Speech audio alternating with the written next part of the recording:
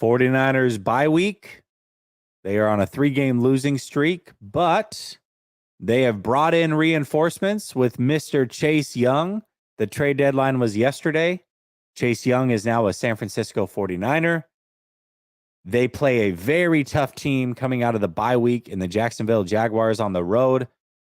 There's a lot to talk about. Some players are going to be coming back from the bye week, hopefully. Trent Williams, Deebo Samuel. You want to talk Brock Purdy? I made some statements over on Grant's channel if you heard it over there. I also made them here on Tuesday. So if you want to talk about that, we can. Whether you agree, you disagree, it doesn't really matter. You are welcome here. The link is pinned at the top of the chat. Get in early, get your takes off, and then go back and chill in the chat with everybody else. I'm going to be taking your calls, and I'm going to be taking them next.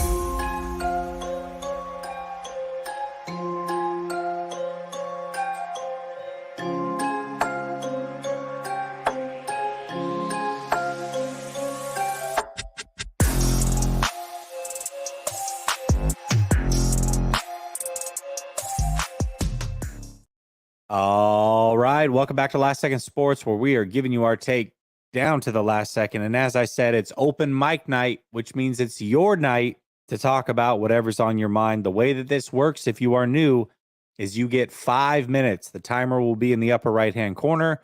So make sure that you stay within that 5 minutes, just so everybody has a chance to call in. I've got 5 of you waiting right now. 5-minute wait. Times 5, that's about a 25-minute wait. I recommend calling in now if you want to do so. Otherwise, that wait will get driven up. So the order right now is going to be Gammon, Allen, Eric, Joseph, Jonathan. That is the order that we are going in, and we're going to start with Gammon. What's up, Gammon? Not too much. How you doing? I'm doing good, man. It's been a while since I've talked to you. How you been? I've been all right. I did request to go last. I apologize. No, it's all good. So where do I begin? Unfortunately, I got 5 minutes. I blame a lot of, and I don't usually do this, and this is completely out of character, but I blame a lot of content creators right now. Fair. I said few months ago that this was going to come down to our offensive line. And it went on whispers. We chased the tail of the quarterbacks, which I understand, because we need those clicks, we need that revenue, we need to kind of drive in that dribble. And also too, to be fair, it's what the fans wanted. That was it. And I think even Eric Crocker, he went to try and do something else and try to deviate, and then he just got slammed. Like, it was just like, you had to. So I get it. You had to reposition yourself. Well, now we're here. And I feel like especially for you guys were really ponying up, trying to go ahead and be there, have a physical presence to then come over here and be a vocal presence for us, to then go ahead and say, like, hey, I'm going to represent, my fans, the people who call in, my everydayers, people who've been supporting me. And then I just don't feel like that's been the case. Because eventually I said back then that this is what it was going to come down to. There's nothing that we could do. And then, of course, the 49ers were forced into just picking defensive players. Well, where are we now? Why didn't you guys? Because you guys all talk, you communicate. Hey, I'm going on a morning walk. Well, let's go ahead and talk on the morning walks, right? Between you and coach and then everybody else. And this offensive line is still atrocious. It seems like there's all this talking, this cooperation in the background. But then we as fans, like, you're supposed to be our voice. When I say you, right? I'm not just addressing this towards, if anybody's listening right now, this is not just directed towards Jesse. Okay, I think actually Jesse, Croc, and then I want to say at the same time, Jason Aponte, like, they do try to deviate a little bit off the path at the same time, like, money talks.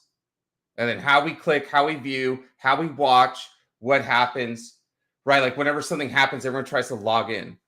No, nobody needs to be mad at Jesse Naylor. But when I do see it, right, we kind of talk about the Illuminati in the background, how everyone kind of congregates and works in the background. For people who don't know, all these guys talk, and then it's sometimes like some things get kind of like whitewashed out in the background. And I'm not a spicy character at all, I but like at the it. same, No, I enjoy this. This is good. yeah, and now here we are, and I feel like if you guys, because you guys went to the practices, you guys were there in the off season, and you guys Mhm. were reporting all this and that, which I do believe what you saw.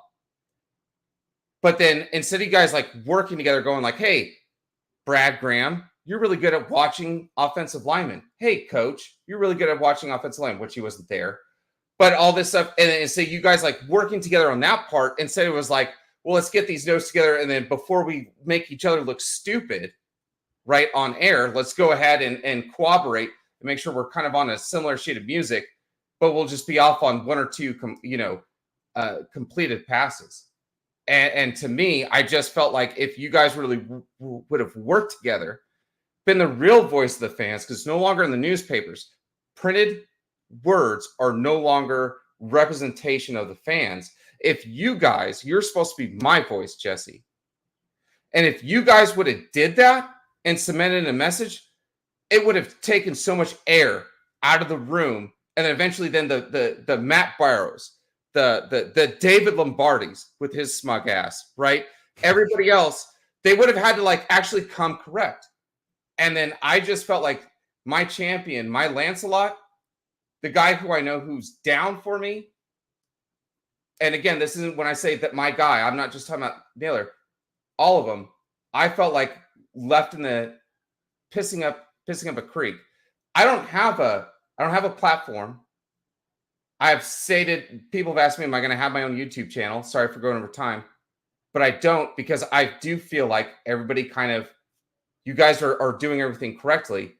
I just wish that some of this stuff in the background would stop and you guys would just give us what we need in the off season and what should have been reported about. Now we have an effed up offensive line, and you guys just didn't represent us at all. And I mean that not on, at least Naylor has a show where he allows somebody to bump their gums and run their mouth, but a whole bunch of them don't.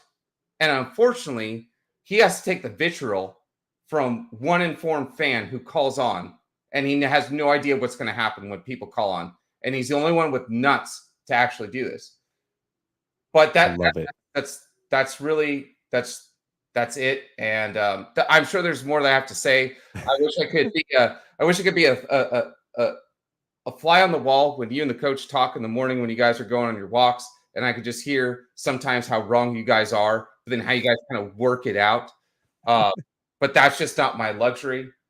I love you guys, but next off season, you guys got to get this shit together. I love you, Jesse, but when I think about the whole organization failing us, I think about the whole organization of the Illuminati background movement of all you guys talking together doesn't work. Last thing I'm going to say is, you guys who say Jesse is just on Grant's dick and he just rolls with the punches.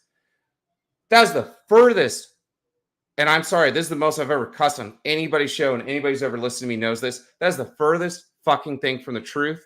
I've actually called on here before, and I've talked to Jesse sometimes, even reached out to him for advice on emails and everything else. I was actually worried one time because he got into a huge argument, noticeable, with Grant Cohn on a show, and was just in a huge disagreement. So the people are saying he just dick rides and agrees with everything Grant Cohn's saying. You guys are lost. More lost than probably the statement that I'm making right now. But I appreciate it right now. All right, Gabe, I'll talk to you later. All right, let me address it real quick. So what I gather is, and Gambit did talk about this during the offseason. He talked about the offensive line, how it would be an issue. For me, we talk-ish, but we don't really talk behind the scenes. Like, I have everybody's number. Don't get me wrong. I have everybody's number. But before the coach came along, and he and I, this started probably 2 months ago, I'll go on a walk every day, and he and I talk daily now.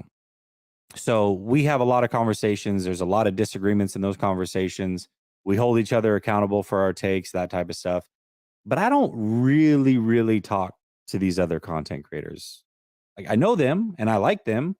I don't have any issue with anybody, but I don't talk to them like that. So even at training camp, it wasn't like that at all. Everybody's near each other, but everybody's writing their own notes and coming away with their own thing. So it didn't go down like that. You know what I mean? My take was my take. My take with the offensive line was I thought that initially I thought that there was an opportunity that the offensive line could be even slightly better than last year. And the reason for that is I thought McKivitz was a backstep from what they had in McGlinchey. As bad as McGlinchey was, I know that sounds crazy, but McKivitz was a backstep to McGlinchey. My thought process was you had three first-time starters in the triple Bs in the middle, Burford, Banks, Brendel. And I thought those three, just like any other player in the league, going from year one to year two could take a bit of a step. And if they did that, then the offensive line could improve. So that's where I was at with it. Now, I don't think the 49ers offensive line has been great by any means. I also don't think it's the sole problem on this team. I think there's a lot of things that are the problem on this team. And most certainly, I will say this. One thing that I do completely agree with you on, Gammon, is what we go the way that the fans want to go. And there are fans like yourself and others that are like, oh, the quarterback talk, it's nauseating, it's this, it's that. But if I post a video talking about Dre Greenlaw or the offensive line or Travarius Ward, nobody cares. Nobody cares. But if I talk about the quarterback, everybody all of a sudden is interested. Now, what I have to do, the fine line that I have to walk, and I would hope that others walk, maybe they do, maybe they don't. That's their platforms. They can worry about themselves. Is that, yes, I'm going to talk about the quarterback position because that's what people want, but I'm also going to be honest in my takes. I'm not going to talk about the quarterback position and then also give you some outlandish BS that I don't believe. That's just not me. So I'm always going to be true to who I am and give you a take that is really mine and what I believe in that moment, right, wrong, or indifferent. But the conversation is led by y'all. What you watch and what you consume, I see all the analytics. I know what goes well and what doesn't. And frankly, that's what was booming this offseason. So that's what was talked about. And I think everybody else, it didn't have to be a conversation behind the scenes. Anybody that's watching their platform closely knows that that's what was driving the content. So that's what was talked about. It's just the way that it went. All right, we're going to get to Alan here. What's up, Alan? Hey, guys. Just how you doing? Doing well, man. How are you? Doing good, man. I don't know if you got into any tape with Chase Young, but you notice our number one issue on defense is not the pass rush. I feel like it's more the run defense slash coverage. Mm. And I don't know if you've seen any tape if Young helps us in that case, or is the same as like a Bosa where he's somewhat useful but not a great run defender. Yeah, I he's mean, I don't know. actually a decent. He is a decent run defender. I mean, overall, the 49ers added talent to their roster. Hey, I'm going to mute you while I'm talking because I'm getting an echo, and I'll unmute you when I'm done talking. But overall, they added the talent to their roster. It wasn't the position I preferred. So I don't think that they like knocked this out of the park by any means. But if you just isolate that trade, I do give that trade an A plus because they didn't give up any assets. He's a very talented player. He definitely makes them better. I think he helps them in the run game and in the pass game. But ultimately, it wasn't the position that I would have preferred. So that's the only reason that I say, hey, they didn't necessarily win the trade deadline, not because they didn't win that trade. They most certainly did, but they didn't get the pressing position of need. They just added to what was already extremely talented and was underperforming but they should have been getting the job done with 3 very highly paid players along that defensive line and already making a trade for another player. But Alan, I'm going to go back to you and unmute you here. Okay. There you go. Another thing is the Niners did have a chance to upgrade the O-line. Mm-hmm. If you seen Jacksonville, we traded for a right guard if Yep. they wanted to, but they want defense instead. They could have helped improve the O-line to help Brock and help him out because I don't think Brock is a full-blooded issue. Yeah, he made a couple mistakes, but those if you go back and watch the tape, those mistakes I think are fixable. Knowing Brock, I feel like he could fix those easy mistakes and stuff. Him and Kyle probably drop the bye week and probably going back. Hey, you might have to start less, throwing it early than normal. Like go back to maybe the Jimmy G offense somewhat with little Brock's touch, but I don't know. I want to hear your opinion on that. Yeah, I don't think Brock is most certainly not the only problem. The 49ers shouldn't have been in a position where Brock had to carry things.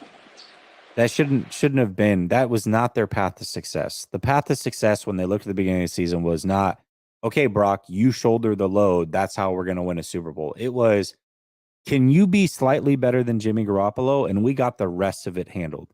We're going to give you a good defense. We're going to give you the run game. We're going to give you dynamic Deebo Samuel. We're going to do all the things that we did around Jimmy.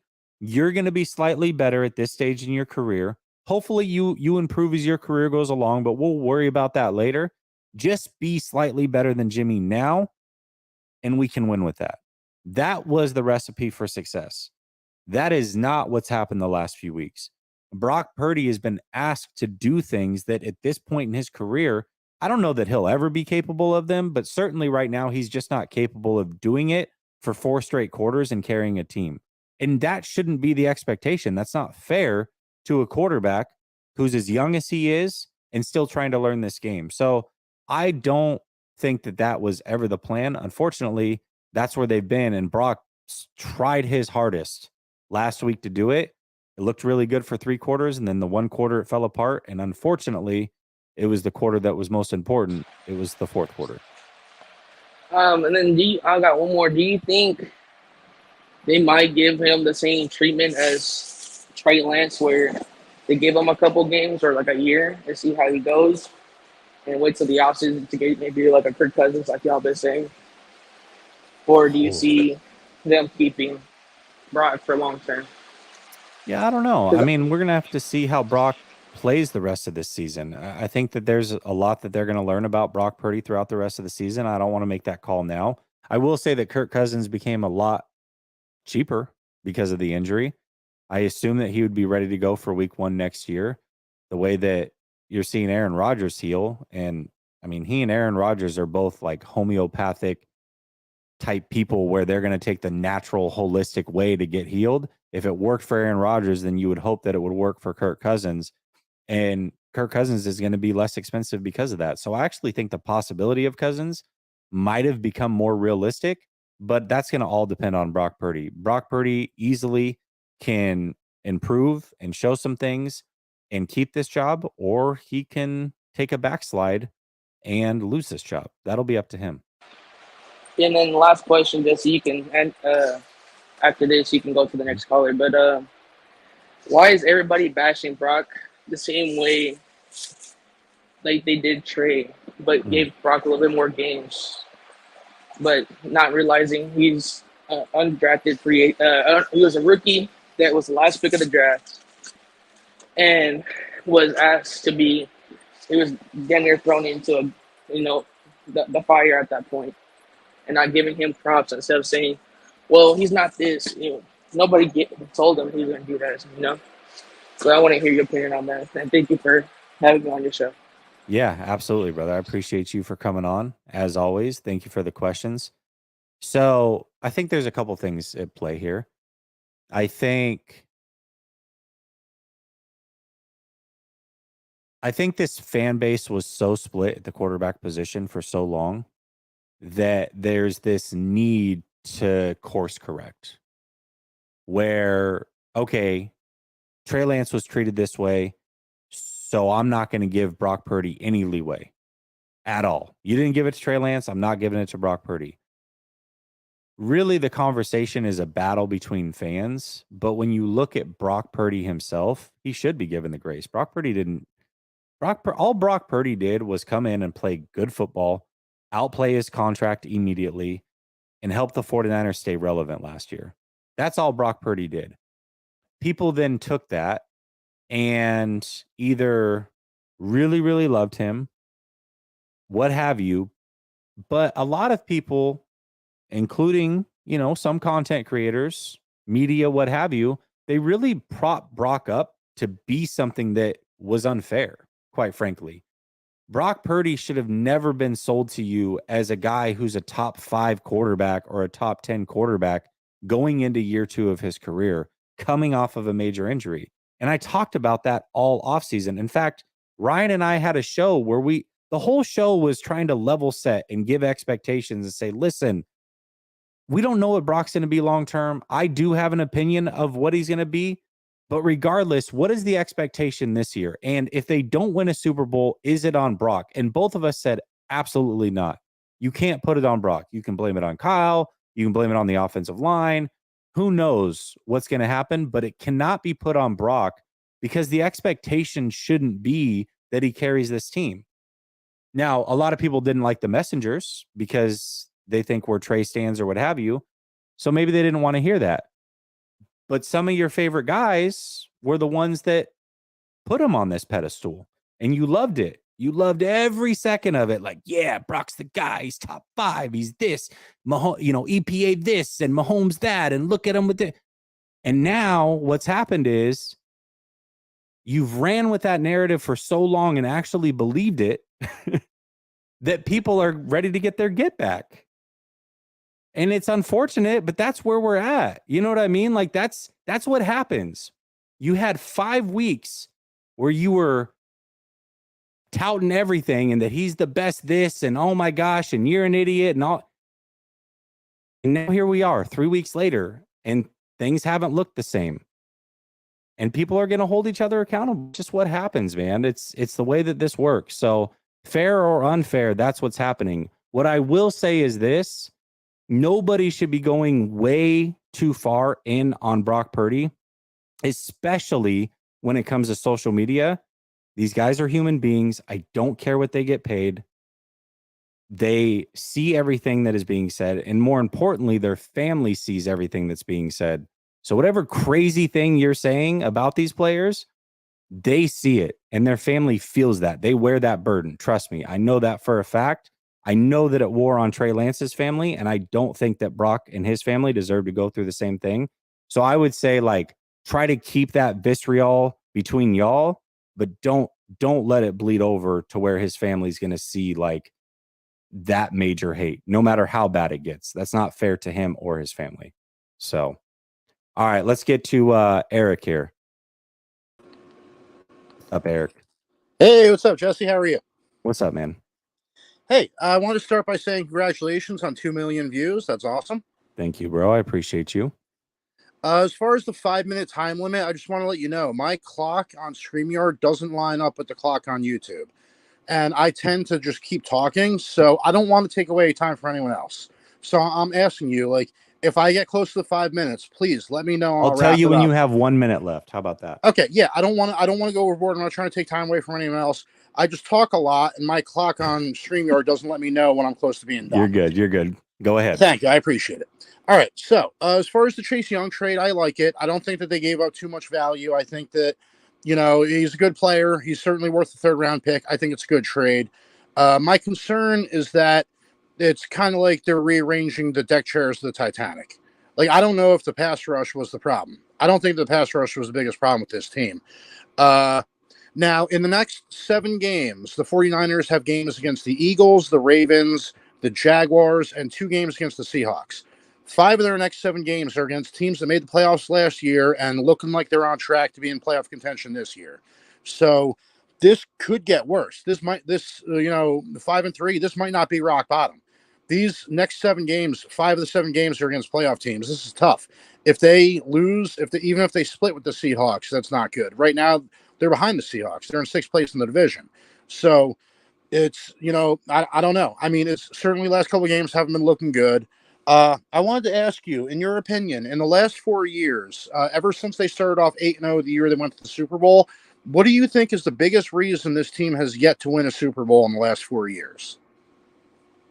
I do think really this league is built around two things. Actually three things. It's built around good quarterback play. It's built around protecting the quarterback and getting after other quarterbacks. The 49ers have done a fantastic job in the third most important thing out of those three, which is getting after opposing quarterbacks. They have not done a fantastic job in getting a quarterback and protecting the quarterback. And that is their biggest flaw. Right. Okay. So I agree.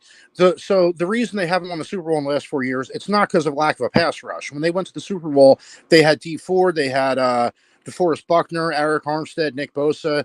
So Chase Young is a good addition, but I don't think he solves the biggest problem. And I hate to be negative. I know there's a lot of people that love Brock Purdy. They want to anoint him as the next Tom Brady, the next Joe Montana. It's a great story. The final pick in the draft, he comes in, he wins 8 games in a row. It's a fantastic story, but it is not above reproach. I totally disagree with this idea that, oh, he's Mr. Irrelevant. He's the final pick in the draft. He doesn't really need to play that well. He's not Mr. Irrelevant anymore. Now he's the starting quarterback, and he needs to be able to produce in order for this team to win the Super Bowl. They're probably not gonna get the 1 seed, which means they're gonna have to win 4 playoff games to win a Super Bowl. It is almost impossible that you are going to win 4 playoff games by blowouts. At some point in the playoffs, they're going to be down in the fourth quarter. They're going to need to go on a touchdown drive at the end of the game to either get the lead or to increase their lead to put a game away. So the reason I asked you, in your opinion, what the biggest reason they haven't won a Super Bowl is in my opinion, the biggest reason they haven't won a Super Bowl in the last 4 years, they had a 10-point lead on the Chiefs in the fourth quarter of the Super Bowl. They lost that game. They had a 10-point lead on the Rams in the NFC Championship game. They lost that game. In either of those games, if the offense could have gone on a touchdown drive in the fourth quarter, take time off the clock, put the ball in the end zone, increase the lead, I think they win those games. So that's important. This is not we're not looking for reasons to criticize Brock Purdy. I didn't get up today saying, "Oh gee, how can I poke holes in Brock Purdy?" This is just the way that I feel about football. When I look at the game, I feel like the 49ers are going to need to be able to go on a touchdown drive at the end of the game. And in the last couple of weeks, Brock Purdy has been in those situations, and it has not looked good. It has You've not got looked good at all. 45 seconds, by the way. I forgot Okay. your 1 minute So timer. being able to produce in crunch time is a specific skill set. We're 49ers fans. We know Joe Montana. They call him Joe Cool. They don't call him Joe Cool because of the way he played in the first 3 quarters. They called him Joe Cool because of the way he played at the end of the game. Brock Purdy is going it's great that he's the final pick in the draft. It's a nice story and all, but now he's the starting quarterback. There are expectations with that when everyone around him is great players, Pro Bowlers. The defense was number 1 in the league last year. There are expectations with that. He's going to need to be able to go on a drive at the end of a playoff game to score a touchdown. And my concern is that that might not be within his skill set. He might just, I don't know. I hate to say it, but I think it's pretty obvious in the last 3 weeks when the pressure has been the greatest, Brock Purdy has played his worst football. And that's a concern of mine. And that's going to be a concern all year long. And there's nothing that they could have done about it at the trade deadline. There's nothing they could do now. I think that they should have kept Trey Lance just in case. And even with injury concerns, Brock Purdy had a concussion. What if he gets another concussion? We're not winning a Super Bowl with Sam Darnold. I like Brock Purdy. I think he's good. But to win a Super Bowl, he's going to have to produce in crunch time.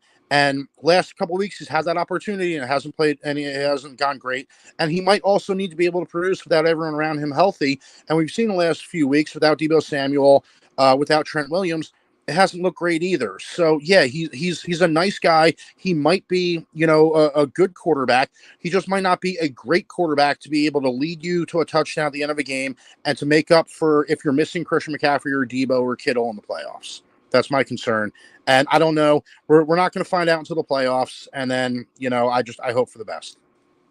All right, bro. I gave you a little more than 5. Appreciate you, Eric. I'll make a statement on the back side of that. Yeah, I mean, I think it's fair. I guess my point to Alan and having the conversation is there's a fine line in criticism and bashing. Now, a lot of people confuse the two. If you don't give every player flowers, then you're bashing them. You're not a real fan. You don't deserve to root for the team. Go follow Trey in Dallas, that type of stuff. But hopefully what I give most of the time is criticism and not bashing. Now, I will say that I'm a fan of this team, and everybody knows that the way that you talk about a team a lot of the times is like, oh, that guy's trash or whatever. When you're with your friends, oh, that dude's trash.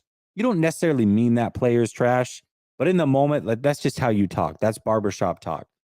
So maybe some of that bleeds through from time to time over here. I hope that it doesn't. I try my best not to go that route, but I'm not perfect by any means. The point, though, is that Brock Purdy certainly is not above criticism. He is the starting quarterback of this team.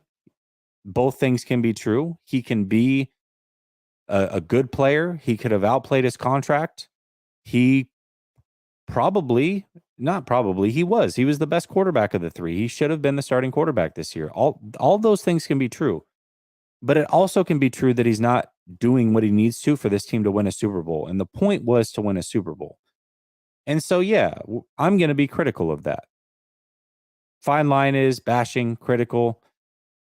Try your best not to bash. It's okay to be critical. I don't think there's any issue with that. All right, let's get to the super chats. Tinker says, I'm fine. I've never been to a practice. Are we talking about practice? What DA? Super Bowl? Tinker, by the way, Grant noticed your super chat right as we were ending the show over there, and he felt really bad about it. So he's going to try to bring it up to start his next show. Appreciate you, Tinker, as always, showing much love and appreciation. Brother Bob says, yeah, Nails, pissed at you just cuz, damn it. That's fair.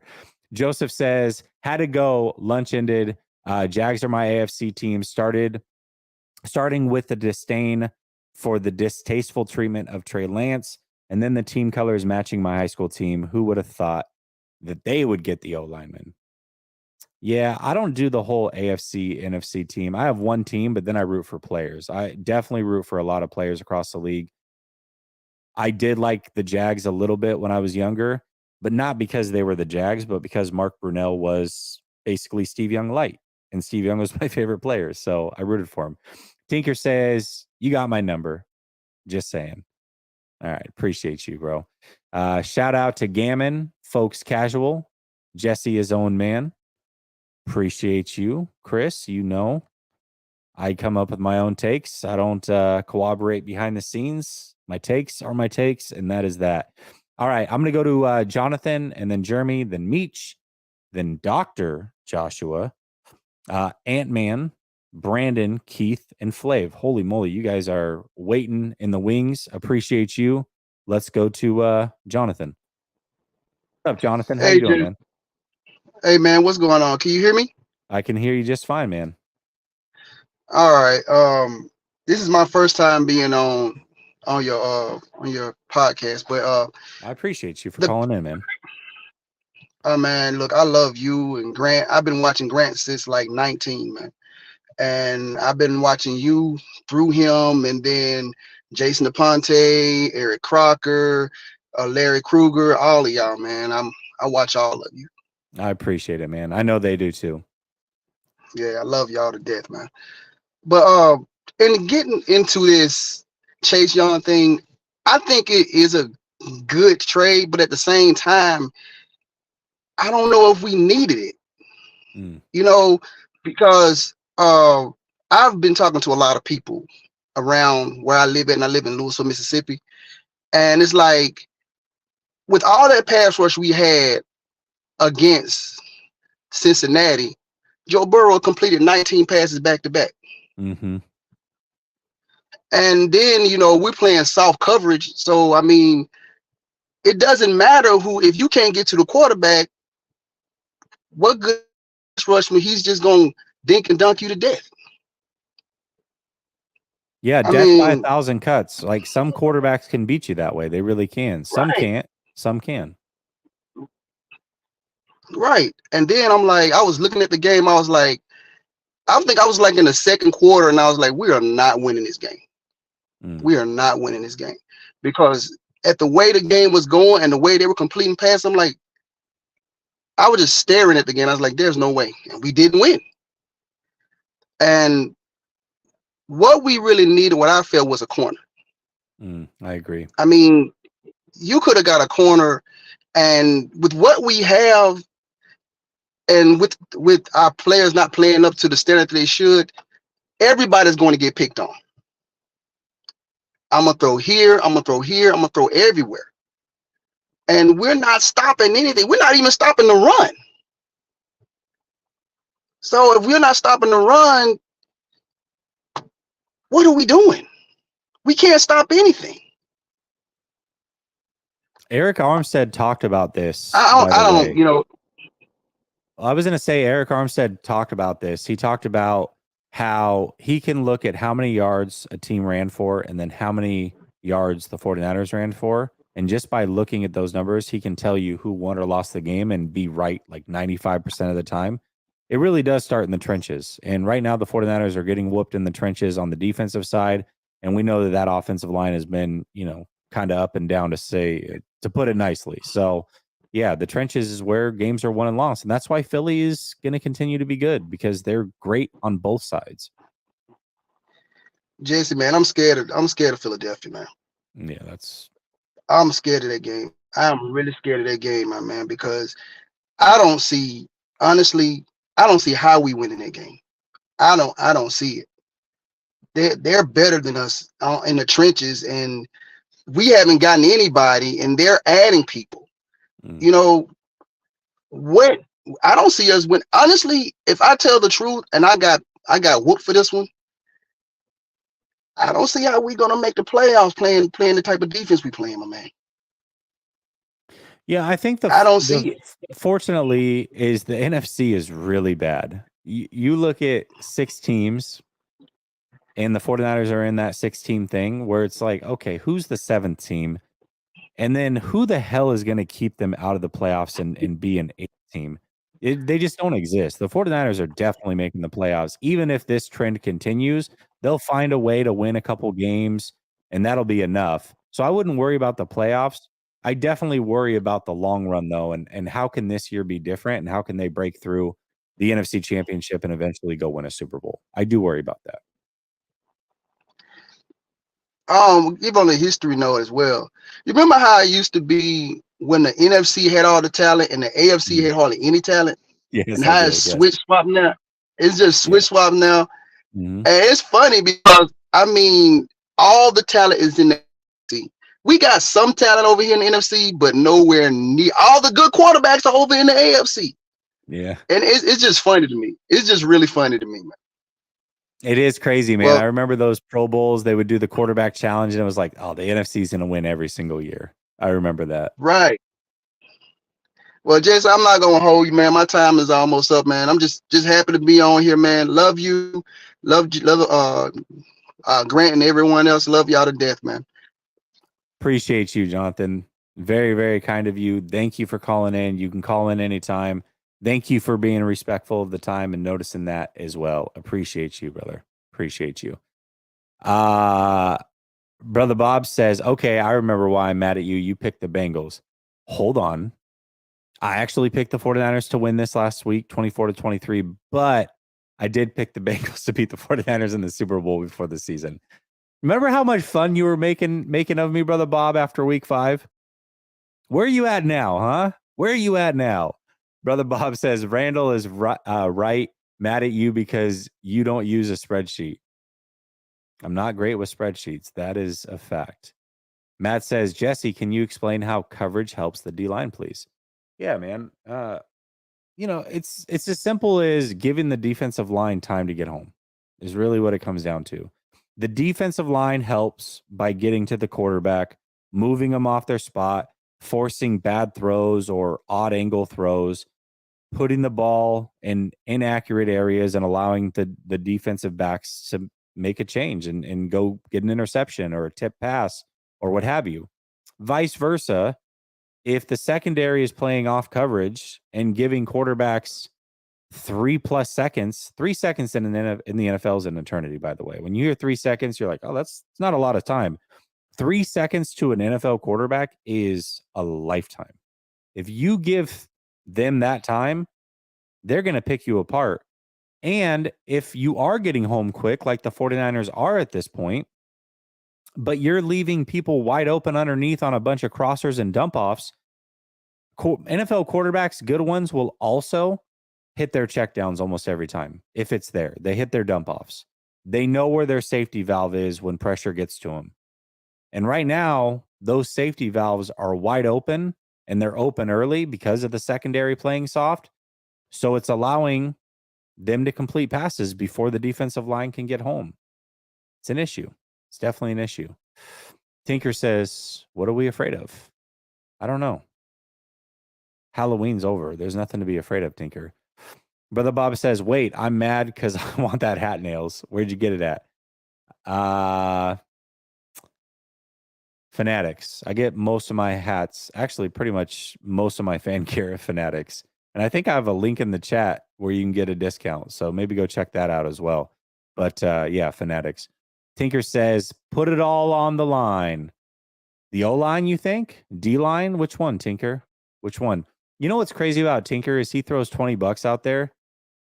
And with $20, you get a ton of characters, but he's acting like he's Brother Bob and gets the $2 characters. I don't know what's going on there, Tinker. You have more room. All right, I'm gonna go to Jeremy, Meech, Dr. Josh, Ant-Man's, Brandon, and then Flav. All right, Jeremy, we're coming to you, man. Been a while since I talked to you, Jeremy. Yeah, buddy. Bring that What positivity, man. Bring that What- positivity. What up, dog? How you been? I've been good, dude. Traveling. Oh man, been all over the world.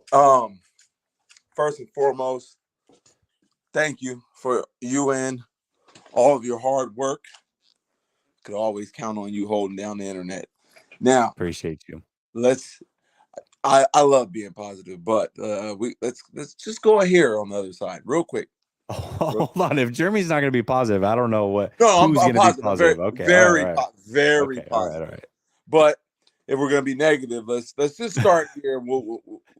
So this whole notion that it's coming to an end, we got to start criticizing. It's 3 losses. I for sure knew we were gonna. I put money on the Bengals. I just thought for sure, and then the week before that, I thought that was the win. The week before that, but the first loss, I thought that was the trap. Whatever. Let's rewind and go all the way back. Let's go back to when he who must not be named first got on our team, right? Okay. I was pissed. We paid him how much money? We had no proof of who this person was. Yeah. No proof. Listen, y'all, we got a good quarterback for you faithful. Good quarterback, he's great. And then when he failed, oh man, I don't know what's up with this guy. Scapegoat. I was never mad at Voldemort. I feel for these are people, right? These are people you feel for, man. It's not his fault that somebody put him on the pedestal. Okay, fast forward now. Here we are. You know me, I'm riding with my quarterback. Whether it's Trey, shout out Trey. I'm sure he's living a good life out in Dallas. But Brock, here's Brock, all right? I'm rocking. You rocked with Jimmy. You used to get so mad at me, not because you didn't see what Jimmy was, but because you just were always so positive. You're like, I don't care. Jimmy's the quarterback. He's my guy. Yes. Yeah. Yes, I'm like that. I've been like that all my life, dude. Yeah. All my life, dude. I'm not wishing the driver of this vehicle that I'm in to crash. Yeah. I'm a fan. I'm not the football god. Okay. That's your job. This is why you put in all the hours and all the hard work. You know what I mean? I'm not big on the numbers. I've lost a lot of money on putting my money where I thought, oh man, the numbers say I should have it here. Lost the money. I've won a lot of fights, a lot of battles where I was the underdog or I was supposed to lose, and I won. Come on, man. Sometimes numbers lie. They don't lie often, but sometimes numbers lie. For sure. Brock got 5 wins, man. We got 5 wins. I'm still counting on a 12-win season. Okay. I'm not this whole notion that we're doing bad and like 3 losses. Oh my God, it's the end of the world.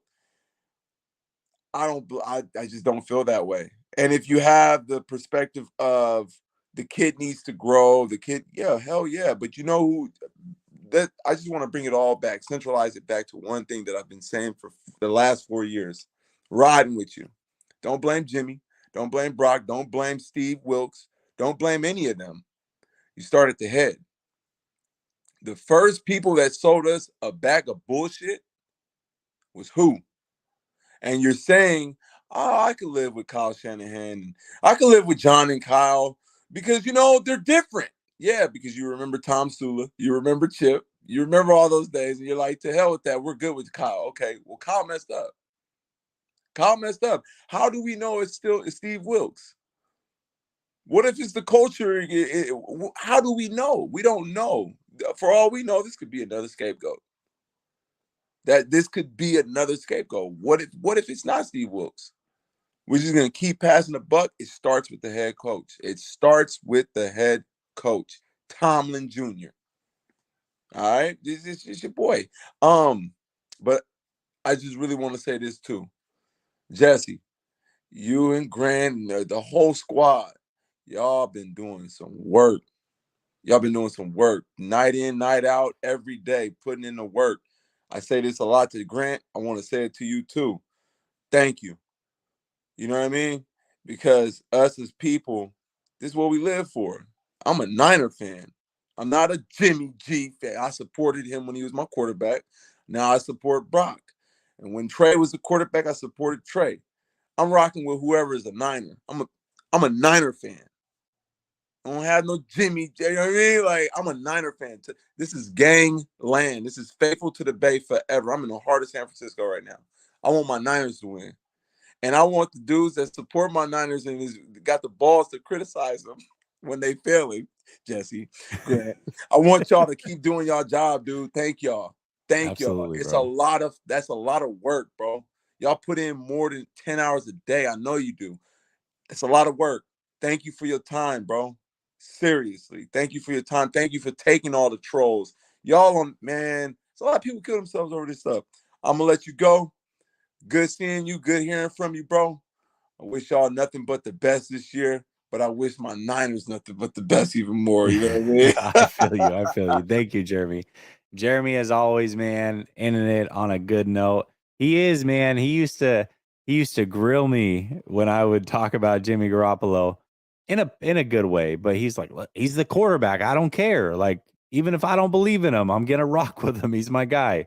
That's it. I mean, as a fan, when that game comes on, you got to rock with them. You don't have a choice. You're a fan of the team, and if they're driving things, you got to rock with them.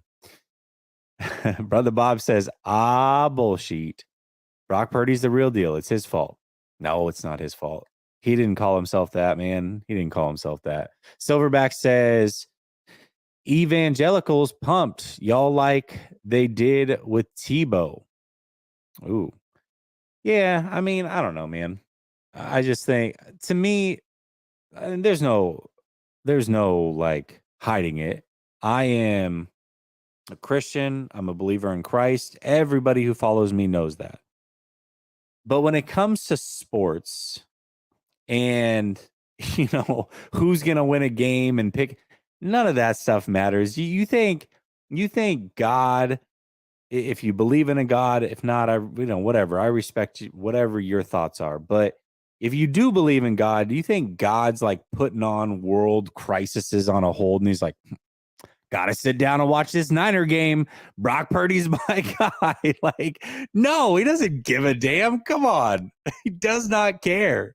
Got bigger fish to fry. This is football, man. This is football. And when you really look at it and you see the crazy things, and let's take God out of it. Just look at the world and all the craziness that's happening around us. This right here is fun. I love y'all for supporting and all that, but the importance of this and that game that's played every Sunday, That game, you notice how I use the word game? It's really nothing. It's really nothing. It's just the way that it is. All day, every day, Kim says, Jesse, the problem is Trey got dogged out on national level, and it was partially racial. Lombardi on ESPN was one. Brock's been given a lot of rope. All day, every day, Kim, I think I addressed this a little bit earlier in saying that, you know, a lot of people went way too hard. Way too hard. It's one thing if you didn't like him as your quarterback or what have you. I still, in fact, not I still, Eric actually can attest to this. You go to my last video about Brock Purdy, there's a guy in the comments that literally says he's happy that Trey Lance got injured. Where is that okay? Like, where is that okay to say? Come on. This guy's been gone for months, and you're happy he got injured? You talk about Lombardi. Let's bring him up for a second. Listen, I respect what he does. This man today was talking about Trey Lance, who hasn't been here in months. You say it was the Trey sexuals or whatever weird stuff that you want to say. Bro, I don't talk about that man other than when it's brought up in a comment. I don't bring his name up. Y'all bring him up. Y'all talk about him still. Like, let's keep it a buck for a second. What he got and what his family had to see and endure, he did not deserve. And Brock doesn't deserve it either. It doesn't make it right. Like, ugly is ugly. This is something coach says to me. Ugly is ugly, and I agree with him. Just because it was ugly one way doesn't mean we get ugly the other way. Okay? We can joke around and hold it. Larry and I are a great example. Larry and I have very differing takes. He and I are going to banter and joke, and you were right and I was wrong and vice versa. That's okay. Hey, you were wrong about Brock or you were right about Brock. That's fine. You can hold each other accountable in that way. But if you go crazy the other way, I mean, you're not any better than what they were, man. Like, let them say the crazy stuff. Let them root for somebody getting injured. You know what I mean? And you can always tell the way that people talk and say, oh, you're preying on so-and-so's downfall. No, that's a you thing. You may prey on players' downfalls. I'm just telling you what I see it game in and game out. And I'm going to tell you when it's good, and I'm going to tell you when it's not good. And I'm going to give you my opinion of if a player long-term is going to be good or not. But nobody's preying on anybody's downfall. You may have with another player. You are projecting. That's a you problem, not a me problem. So let's keep that straight. Brother Bob says, legit mad because of you not reading our supers. All right, Brother Bob, calm down. I just read it. All right, I'm not going to read the rest of them, and I'm going to get to Meech, Dr. Josh, Ant-Man, Brandon, and then Flav. What's up, Meech? What's up, bro? What's up, Jesse? How you How doing, you man? doing, man? Good. Bro, I wanted to say, man, thank you for answering me on Twitter when you can. Thank you for giving me advice. Jason, and it's funny, man. Like when I first saw you, Mhm. when I first saw you, I was like, man, this guy's another Grant supporter. Fuck this guy. And I said the same thing about my dude. I'm tuning into Grant every day, bashing him. And then little did I know, I'm like, shit, I'm subscribed to Grant Cohn. I'm subscribed. And I'm like, oh shit, I'm subscribed to Jesse as well. Fuck. These guys got me. But what I love about you guys is, man, you guys follow your own agenda. You guys don't worry about this person, that person. You guys have always been your takes. I don't give a fuck if you guys don't follow them or not. And it's always been like you guys checking us because believe it or not, the faithful needs to be checked sometimes. And what I wanted to say is as much as I like this Chase Young thing, bro, I really wanted us to get a corner because you already know we've been getting torched a lot. And the more I see it, man, I'm with you, bro. This team has a lot of issues, not just with the pass rush, not just with the secondary. I honestly think the offense too. Like, for example, Danny Gray never turned out to be Danny Gray. And I feel like we honestly needed a wideout too. Like, do you think maybe we're falling short of spreading the offense around? I don't know, man. I feel like this team is just playing like they're looking over their shoulder. That's what it feels like. They're not playing bad, but they're like worried about everything else. I feel like they're trying to skip everything and just go to the playoffs, but they need to battle these games. And I feel like Kyle just isn't like on autopilot. Do you feel like that's going on? Is it me? And before you answer that, where'd you get that like lighting divisional thing behind you? This thing right here? Yeah, yeah. Yeah, it's Glance LED. I've actually got a link in the description. You can get it's like 10 or 15% off. But yeah, you program it to whatever you want, man. Whatever you want, you can program it for. Right now, they don't have a game coming up, so it's saying no data for their game. But I have a program to show like division standings. It'll show my YouTube stats, Nice. like and subscribe, and then it'll show all the games and everything else. So yeah, you can check it out, man. Links in the description. Thank you, bro. Thank you. And that's pretty much what I had to say. Like, I feel like this team is just looking over their shoulder way too much. It's like, dude, focus on what you guys were doing, and maybe you could focus on all the other bullshit. But right now, I feel like they're just looking over their shoulder too much.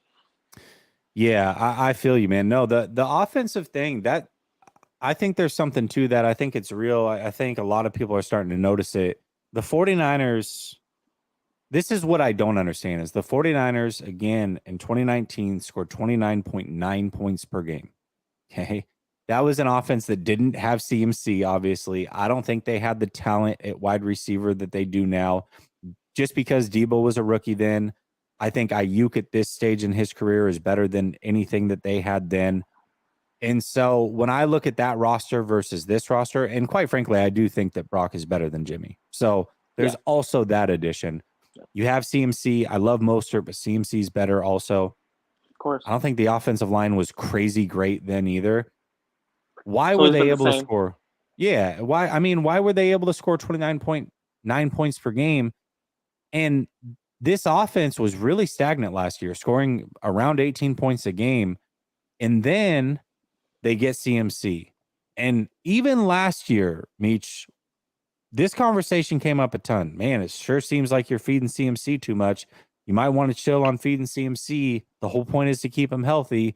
I thought he would get less touches than he did in Carolina because all this talent. And then that bled into this year. And at some point, teams are like, you know what? We're just going to take the run game away from you. Just block the run game. Yeah, and let's go see what you can do score. with the You weapons. figure it out from there. Yeah. Yeah, absolutely. They're not balanced on offense right now. It's not good. And before I let you go, I don't know the time. I think my time is off too. Before I let you go, man, like I feel like what they're doing right now, doing the same thing they've been doing, like, oh man, we since Kittle's good at blocking, we gotta use him for blocking. The more you guys use him for blocking, I feel like the more he's used for blocking is when Brock Purdy struggles the most. Like I've never seen that before, and when Kittle's out there, it's like he's a different person, and it's weird, man. They're playing too conservative. It's just I don't know. It's weird. I don't know how to describe it, but that's all I gotta say, man. I'm glad we agree. Yes, absolutely, Meech. Hit me up anytime, man. Appreciate you. Definitely love. That's one of the things that I try to do. It does get harder, obviously, with more people following. It's a good problem to have. I can't be in the comments the way that I used to and like everybody's comment. I still do it from time to time. I'll go through my videos and like every comment. Even if it's bashing me, you'll notice I'll still like your comment if I can. But if you DM me on Twitter, I always get back there. That's easier to manage than some of the comments here, just because there's fewer of those. So I'm going to get to 2 or 3 more super chats, Dr. Josh, and then I'll get to you, okay? Brother Bob says, Eric, love your calls. You challenge my ear. Keep it up. He's always got some crazy takes. I love when Eric calls. Brother Bob says, well, I meant Jimmy G and Moody are trash. Yeah, I said it. Oh, okay. All right. That's the Jimmy G thing, sure, I guess. AZ Gaming says, what about the Cowboys game last season? What's this in reference to? I don't know what this is in reference to. It's been too long. It's been 30 minutes since you sent this. I'm sorry, dude. I wish I knew exactly what you were talking about. Cryptic says, game on the line. Are you taking Harbaugh, best defense, or Shanahan? Shanahan's best defense. Oh man. Harbaugh. I'll take Harbaugh. Those linebackers, I mean, these linebackers are great, but those ones were next level.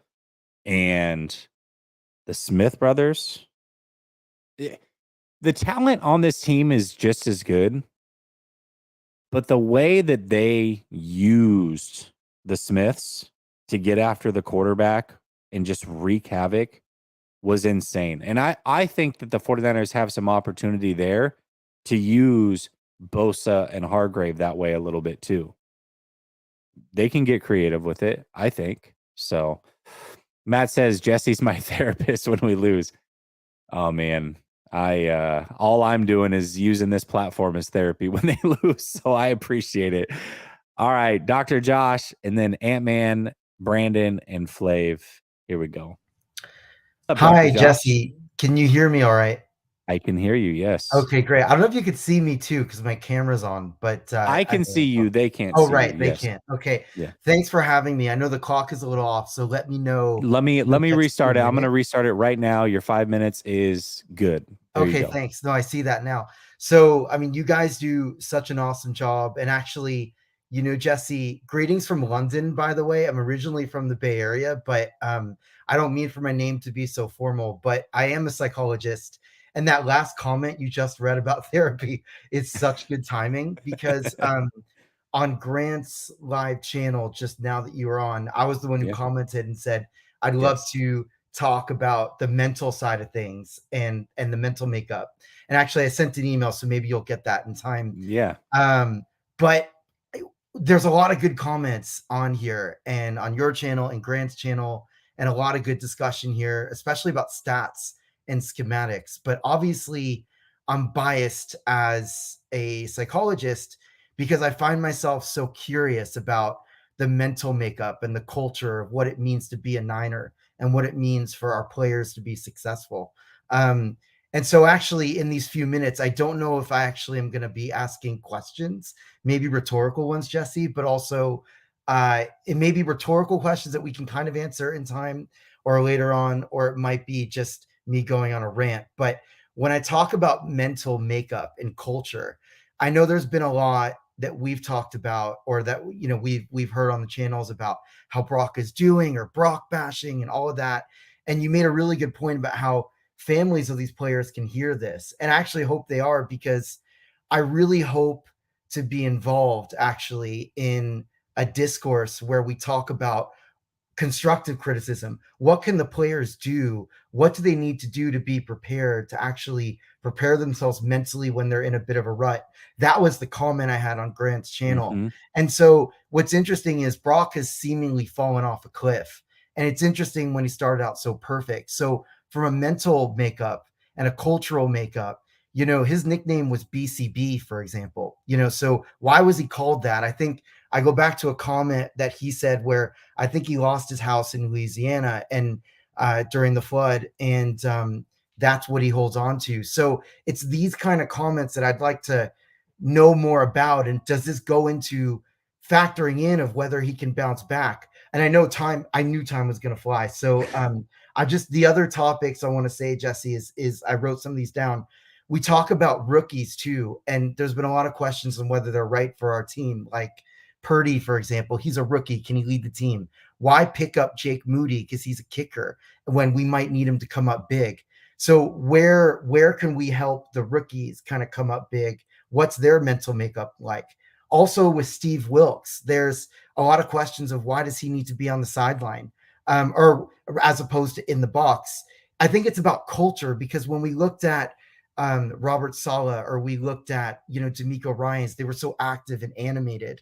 And I think there's something about culture there in discussion that needs to be said.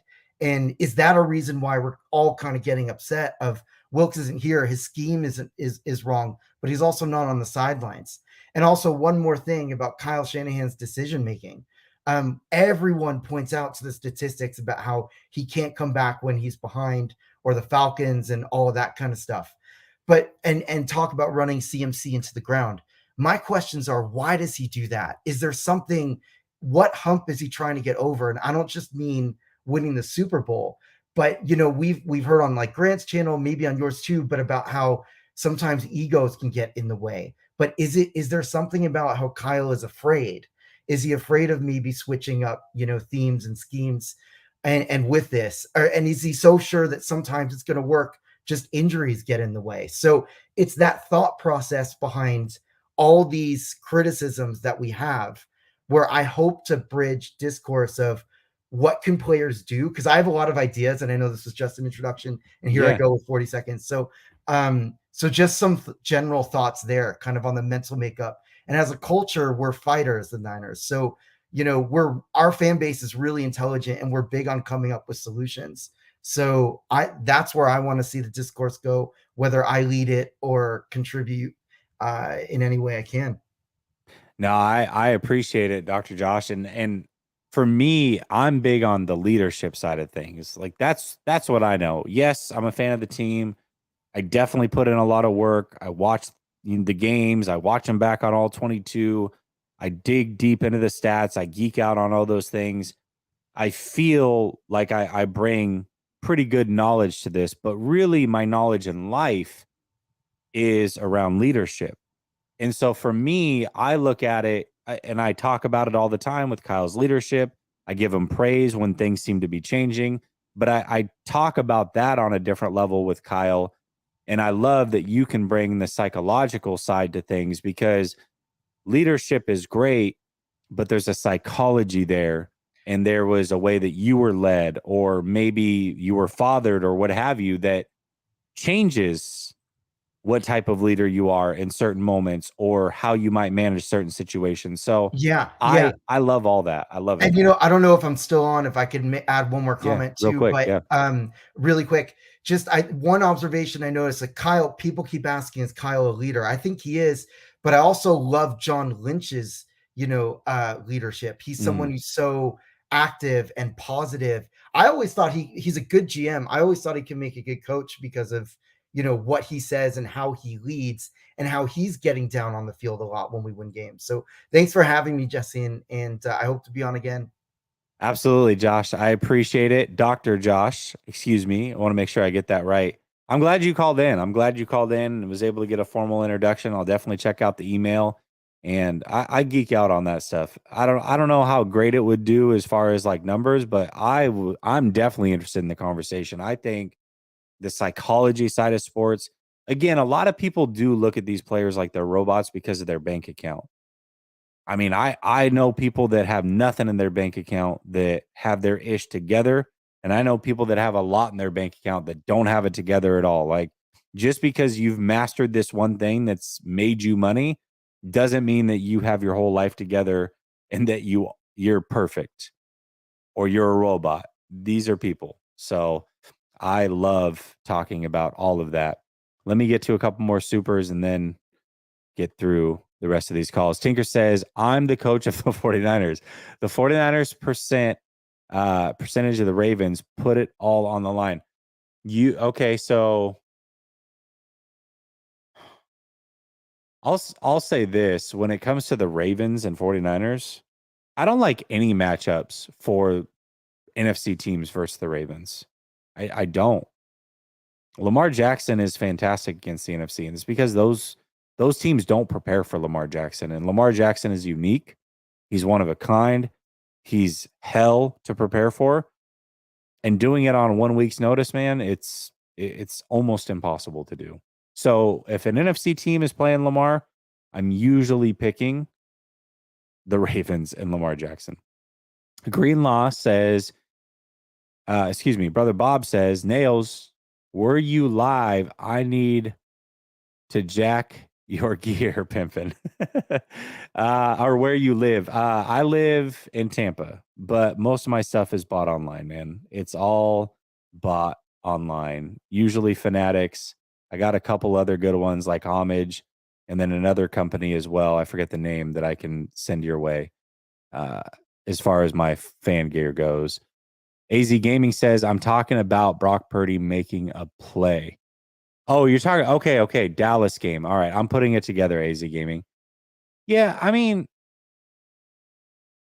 I don't think that he I don't know what I said. You might be talking in reference to Eric potentially in his conversation, but I don't think that he'll never not be able to win games.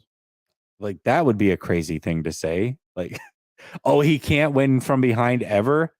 I just think at this stage in his career, especially, he can't be the main reason you win or lose games, frankly. He needs to be even keel and have things go well around him. That's where he's at in his career.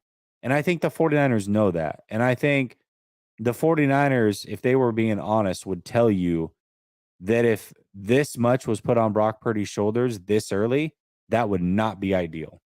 It's not ideal. It wouldn't have been ideal for, I mean, Tom Brady, even if he had to do everything, come on, you can't expect that from any young player. So, all right, Ant-Man, we're going to you. What's up, Ant-Man? Hey, how's it going there? First time on the show. Thank you, man. I appreciate you calling in. Yeah, man, I love watching you and Grant, man. Been watching you guys for years. My dad and me used to watch Grant back in 2019 before he passed, so it's awesome to see you guys.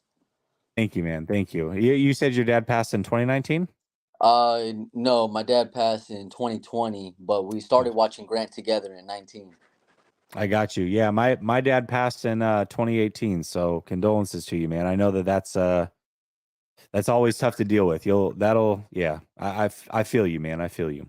Yeah, man, it'll stick with us, but it's okay. You know, we're both doing well. But on the topic of the 49ers, what I'd like to talk about today is the overall lack and of defensive scheme and pressures that we're creating. And I'm not solely blaming it on Wilkes, Mhm. but I do feel that Kyle. I believe I heard you or Grant say it, that Kyle has the ability, if he didn't like the call, to change the call, He does. on the field. And I feel that he's bringing a lack of leadership this season that's not only rubbing off on the coaching staff but the players. And you can see it during like the I believe it's the post game conferences, like Fred Warner's last comments about Brock. It seemed very lack of leadership like, and I do feel that it's stemming from Kyle. How do you feel on that situation? Kyle is really tough to read at times because there are times where he really puts a good foot forward. And I talked about that this year. I thought now things were going good, really, really good. Obviously, they started 5-0. And I talked about his leadership and how he was making improvements. But I did have a question and said, I want to know what it looks like when it goes bad. Watching Kyle freak out on the sidelines when Brock was making some of those mistakes looked exactly the way that he would react when Jimmy Garoppolo would make those mistakes. And I thought that was a crack right there from Kyle Shanahan, who had been showing really good outward leadership. I don't know what he's like behind the scenes, but outwardly, how's the leadership portraying? I feel like some of those moments are starting to come back where it's like, oh, I don't know, Kyle. I don't know if I'm a fan of this. This looks like old Kyle. So I tend to agree with you. Of course. I definitely feel where you're coming from about Kyle and like how hard it may be to read him at times. Mm-hmm. But I do feel it's rubbing off in a way where if he doesn't try his best to adjust it in a form of like how would I say of not only just talking with Wilkes in private, but being able to adjust things in a manner of on the field. You shouldn't see that frustration from a coach who's Super Bowl bound, who wants to be Super Bowl bound. We don't see that from the likes of when Belichick had Brady or Andy Reid currently with Mahomes, or even I believe it's Sirianni with Jalen. With those coaches, they don't show that lack of leadership on the sideline, and I think that lack of leadership isn't actual raw emotion. It's from not being able to control himself when the play doesn't go exactly how he designs it in his head or on a play sheet. Interesting. And I don't have a problem with showing emotion, but I'm really big on the leadership aspect. And there is, when you're in public and your players are in public or you're addressing the team as a whole, that's where you keep all the positive things. That's where all the positive reactions should happen as a leader, in my opinion. When things aren't going well, you always address those privately. Always. Because if you don't, then you run the risk of your team being able to take on your personality.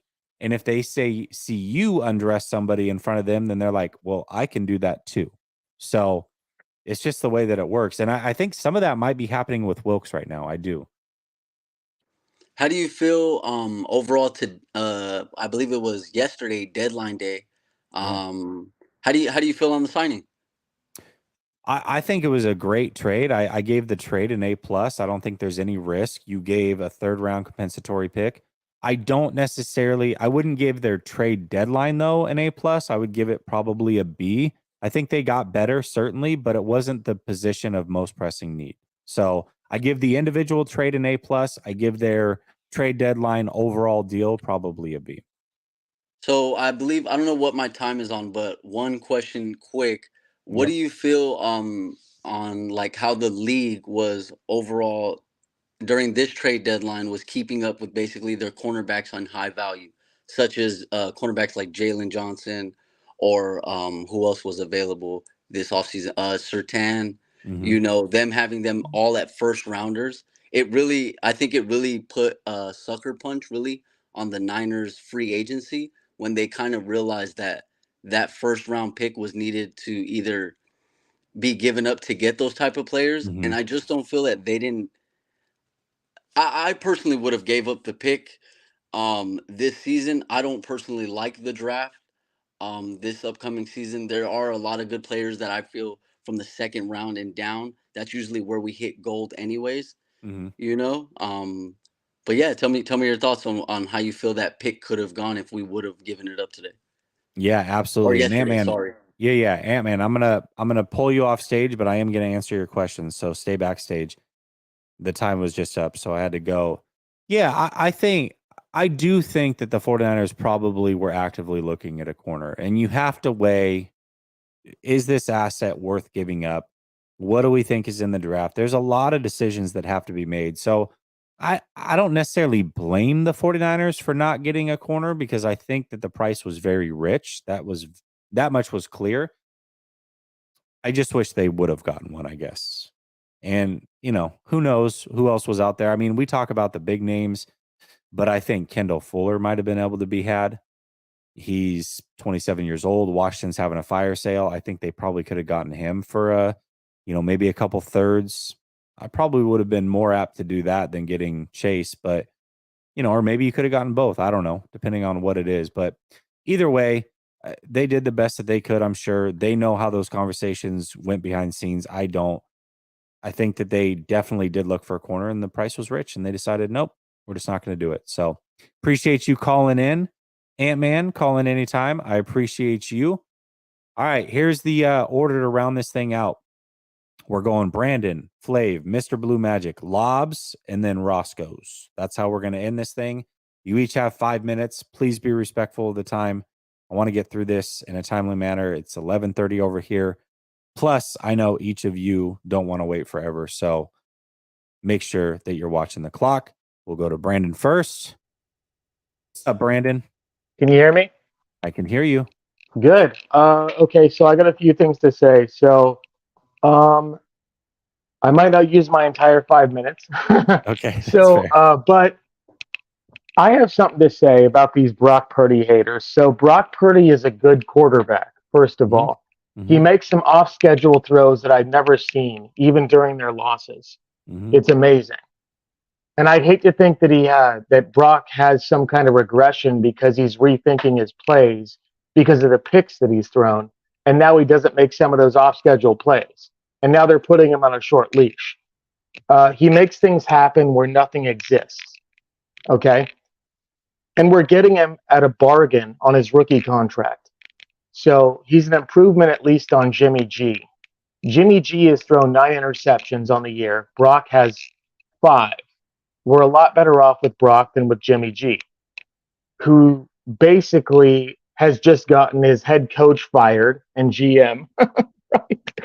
and he'll probably be benched this week for the backup quarterback. I think he's So already been benched, Brandon. I think yeah, they announced it. Yeah. I mean it is what it is. You know what I mean? I mean Brock has talent. Some of his off-schedule throws remind me a lot of Patrick Mahomes. I mean, I haven't seen anything like this before.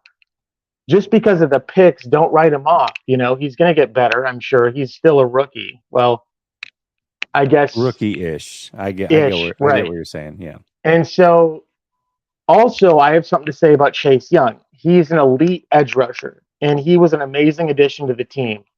I mean, I remember him calling out Tom Brady when he was having a stellar year. Remember that? You're from Tampa. You remember that, huh? He goes, "I I want do. Tom."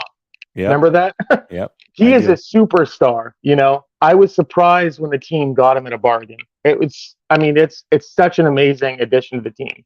Do not sleep on Chase Young. He's going to bring so much to the team. And also, Nick Bosa has fallen off once he got paid, so they might have brought in Chase Young to light a fire under him. I mean, either that or they just brought Chase in to pick up some of the slack from Bosa. You know, he got paid. Now he's not doing anything. Okay, that's fine. He has no sacks this year. What does he have? Like one sack? Three, Anyway, I think. Yeah, 2.5, 3, something. Yeah. that's It's a low nothing. I number. It's mean, a low number for him. It is very yeah. low.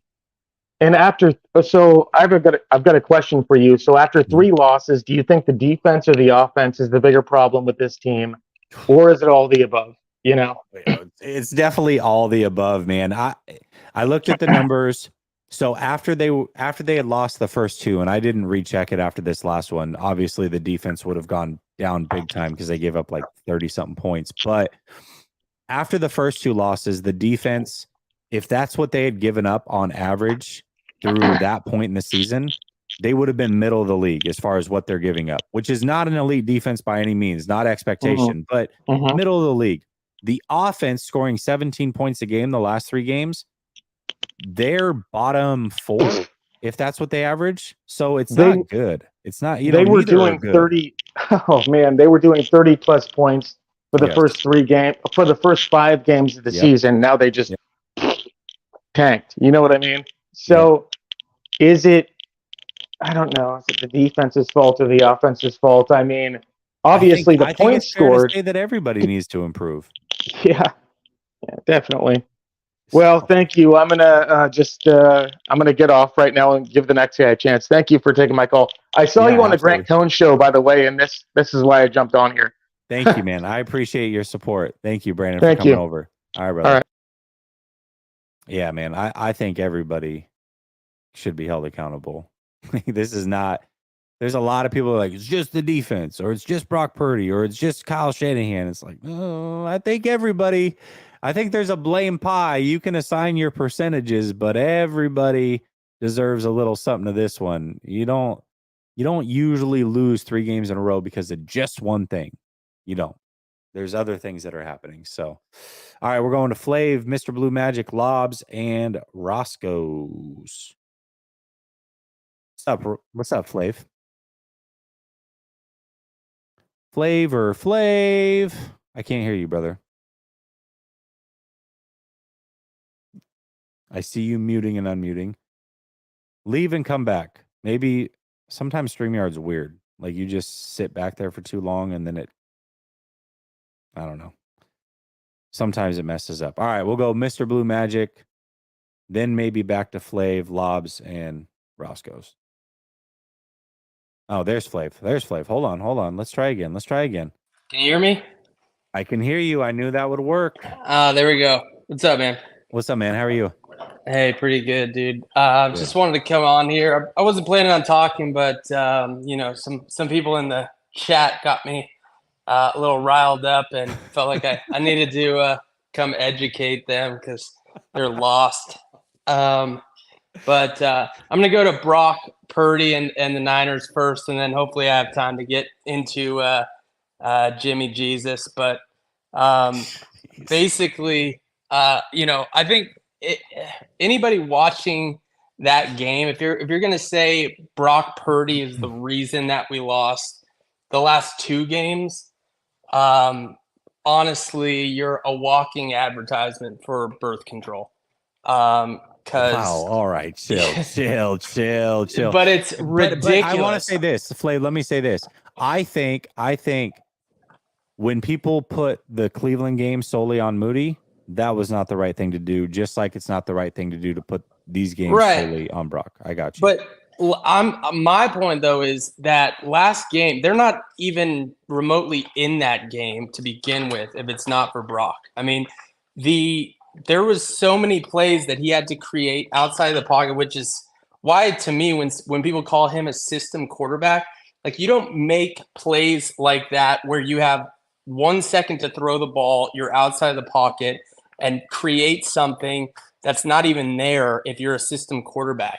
And, this to me, again, I mean, I sent you a message before they even started losing about what was going to be an issue with this team. And it's getting into this situation. It's not a surprise that Kyle Shanahan has an 38 record when he's down 4 in the fourth quarter because he only plays one way. And he basically relies on a defense, plays ultra conservative, runs the ball no matter what the defense is showing, what point in the game they are, what the score is.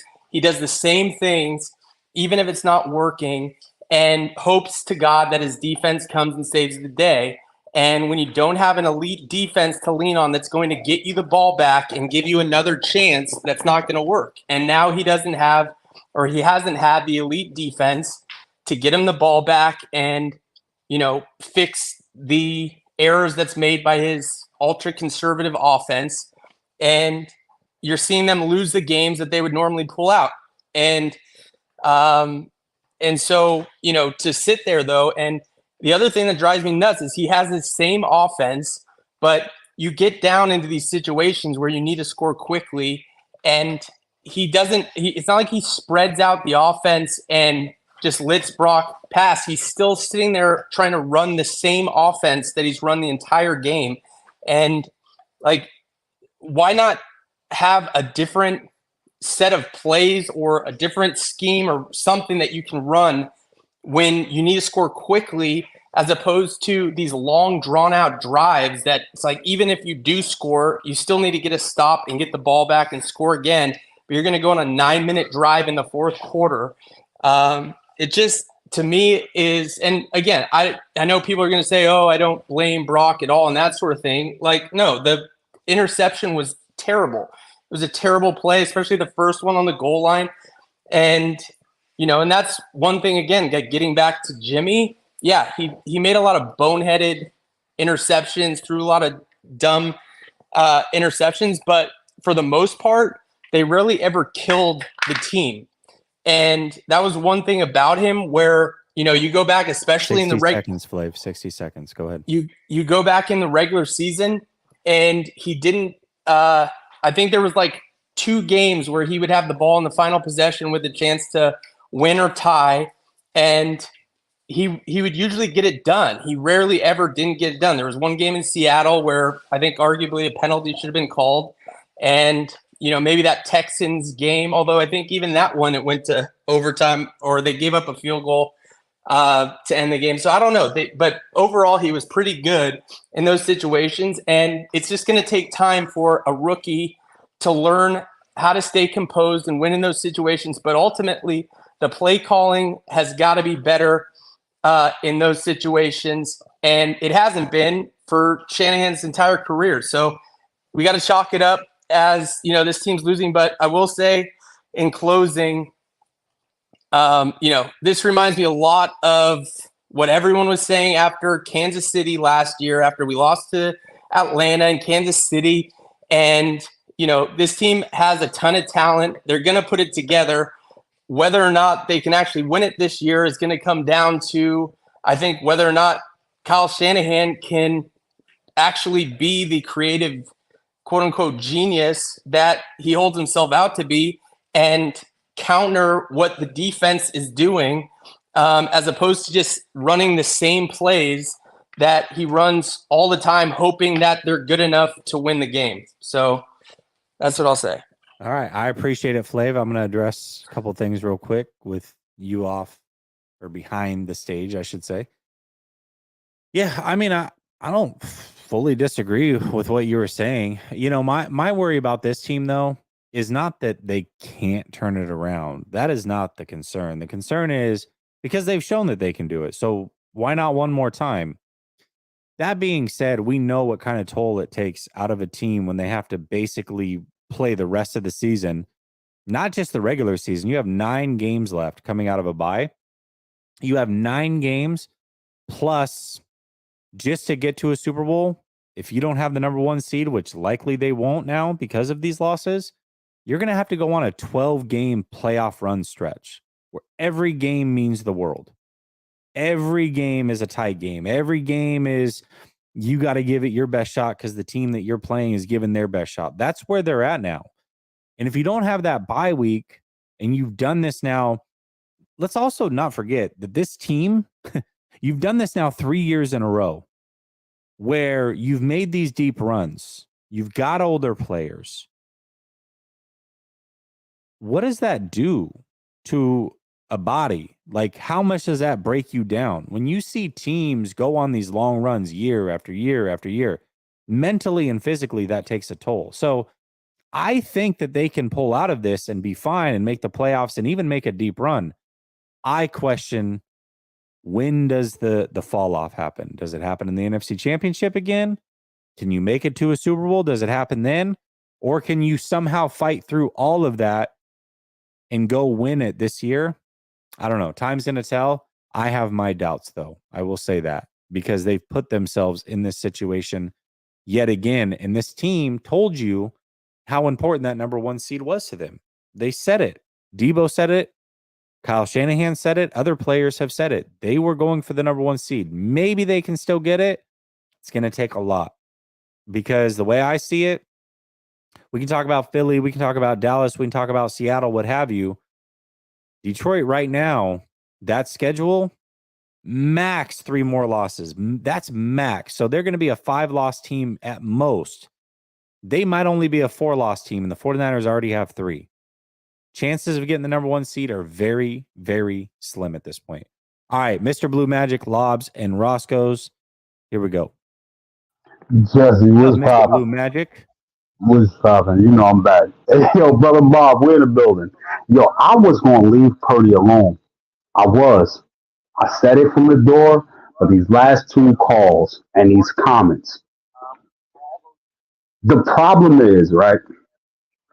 If any other quarterback would have thrown for 300 plus yards, only the team only scoring 10 points in 3 quarters, his only touchdown pass was in the 4th quarter, and he had 3 turnovers in the 4th quarter. Any other quarterback but a Niner quarterback, we'd have killed him. We'd have killed him. But people want to go, oh, well, Brock was playing, someone literally said this. He was playing elite all pro level quarterbacking through 3 quarters. So the loss is not on him. The whole game matters. And in tight games, the most important quarter is the 4th quarter. Mm-hmm. We can give Brock whatever grades, say, oh, well, you know, he's still young, getting acclimated to the game. Cool. But that does not absolve him from the rightful criticism. And just because you point out what's going wrong or mistakes does not mean that you hate a player. But people praised Brock in the Cleveland game where he played like ass. I don't care who you are, how you feel about him. You cannot sit here and say he did not play like ass. Then he gets Jake Moody into a situation to win the game. And Brock got praised for getting them into a situation that he created. So, in fairness, how do you not give him the rightful criticism for the team being in position for 3 quarters? And when you actually look at the stats through 3 quarters, we had just as many opportunities to score as the Bengals. It was 14-10. So people keep talking about the defense. Even in the Minnesota game, people talk about the defense. The defense allowed 0 points in the fourth quarter. You had a whole quarter to score multiple times. We got to be truthful. Jesse, I said this to you in the off season. I said with the loss in depth on all levels on the defense. I said with the mistakes. I said with the starting slow. I said with the undisciplined penalties. I said with the strength of schedule, and I said with the travel. I said realistically, I can see us going 10-7. And every mistake and every point that I made, even when you look through the first 5 games, people want to go on, oh, well, we looked amazing the first 5. If you really looked at the games, if you really looked at the plays and the players, we did not look great. We just played some trash teams that didn't capitalize on a lot of our mistakes. And I'm going to go to the Wilkes thing. Wilkes was not the right hire, but it's not his fault. This defense is missing tackles. We're blowing coverages. We're not setting edges. We're taking bad angles. We're making business decisions. We can't tackle, and that's not on Wilkes. Wilkes is, and like I said, he deserves criticism for a lot. He does, but it's not all on him. Another thing, Kyle has developed a culture that allows certain players who we like to call the Cabo clique to dictate a lot of how the team is ran. So Nick Bosa, you held out because you wanted this bag. So you missed the off season. So you're not acclimated.